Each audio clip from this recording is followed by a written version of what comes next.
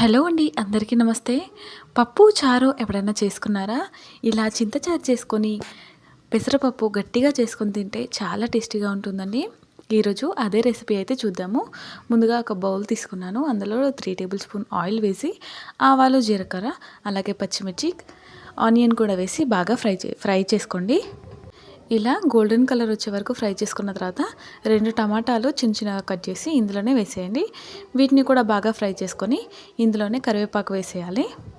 ఇదంతా బాగా కలిసిన తర్వాత 1 టేబుల్ స్పూన్ పసుపు అయితే వేస్తున్నాను. అది చిన్న టేబుల్ స్పూన్, సో కొంచెమే వేసాను. మీరు కూడా చూసి వేసుకోండి. ఇది కూడా బాగా కలిపేసుకున్న తర్వాత మనము హాఫ్ అన్ అవర్ ముందే పప్పు నానబెట్టుకోవాలి. ఆ పప్పునైతే నేను ఇందులో వేసేస్తున్నాను. మా వాళ్ళు కొంచెం ఎక్కువ ఉన్నారు కాబట్టి నేను ఎక్కువే వేసాను పప్పు. మీరు కూడా ఎంతమంది ఉంటే దాన్ని బట్టి చూసి వేసుకోండి. ఎక్కువ వేసుకొని మూరపాలు అయితే చేయకండి. దీనైతే బాగా కలిపేసుకున్న తర్వాత ఇందులోనే సరిపడా సాల్ట్ అయితే వేసుకోండి. ఒక 2 నిమిషాల పాటు పప్పు వేసిన తర్వాత మూత పెట్టేస్తే పప్పు అనేది కొంచెం ఉడుకుతుంది.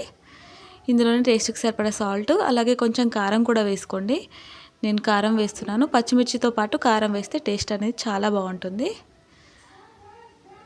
ఇది ఒకసారి కలిపేసుకున్న తర్వాత ఇప్పుడు ఇందులోనే కారం కూడా వేసేసుకుంటున్నాను. కారం ఎక్కువ వేయట్లేదు, ఆల్రెడీ నేను పచ్చిమిర్చి వేసాను. పచ్చిమిర్చి అయితే చాలా కారంగా ఉన్నాయి మావి, సో నేను కొద్దిగా వేసాను. దీన్నంతా ఇలా కలిపేసుకున్న తర్వాత ఒక చిన్న టీ గ్లాస్ వాటర్ అయితే ఇందులో పోసేయండి.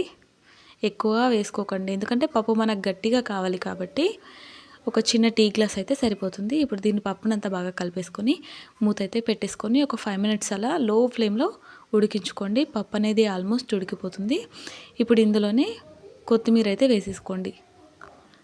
కొత్తిమీర వేసేసుకొని బాగా కలిపేసుకున్న తర్వాత ఓ 2 మినిట్స్ అలా ఉడికించేస్తే సరిపోతుంది. పప్పు అనేది రెడీ అయిపోతుంది. దీన్ని పక్కన పెట్టేసుకోవాలి. ఇప్పుడు మరొక చిన్న బౌల్ తీసుకుంటున్నాను. ఈ బౌల్లో 1 టేబుల్ స్పూన్ ఆయిల్ మాత్రమే వేసుకోండి. ఆవాలు, జీలకర్ర ఇవి వేసేసి ఎండుమిర్చి వేయాలి. పచ్చిమిర్చి వేయకూడదు. పచ్చిమిర్చి వేస్తే టేస్ట్ బాగోదు. ఎండుమిర్చి అయితే టేస్ట్ అనేది చాలా బాగుంటుంది చారుది. ఇందులోనే 2-3 రెమ్మల కరివేపాకు అయితే వేసాను.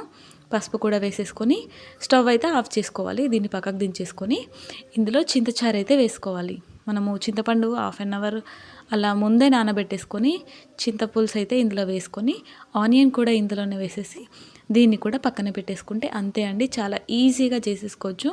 వీడియో నచ్చితే ఒక లైక్ కొట్టండి. Thank you.